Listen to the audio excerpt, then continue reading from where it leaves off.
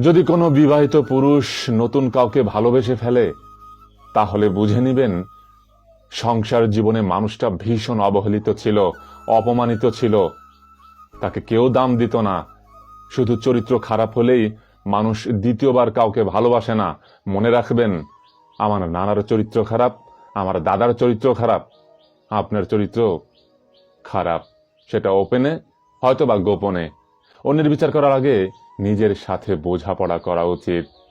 আমরা একটা মানুষের ভেতরের ঘটনা জানি না, বাইরে যা ঘটছে সেটা নিয়েই সবসময় মাতামাতি করি। ভেতরের কথা কেউ বুঝতে চায় না, ভেতরের পরিকল্পনা কেউ জানতে চায় না। তাই এই যুগে অসংখ্য বিচ্ছেদ হচ্ছে। আমি তাই চুপচাপ দেখলাম, শুনলাম, বুঝলাম, তারপর নিজেকে সরিয়ে ফেললাম। কারণ জানেন, একটা ভিখারিও যদি ভিক্ষা না পায়, ওই বাড়িতে দ্বিতীয়বার আসে না। একটা ফকির যদি অবহেলা পায়, যার কাছ থেকে অবহেলা পাইছে, ওর কাছে আর দ্বিতীয়বার আসে না।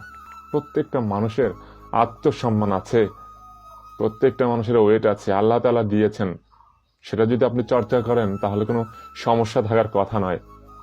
সফলতা আছে, মানুষকে অবহেলা করবেন, সমস্যা নেই। আপনিও একসময় ব্যর্থ হবেন। সফলতা ব্যর্থতা পাশাপাশি থাকে।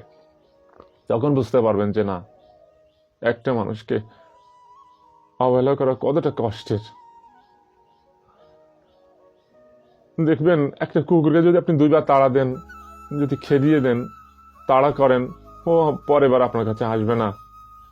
মানুষটাও এরকম। প্রত্যেকটা মানুষকে সম্মান করবেন, অভিনয় করে হলেও।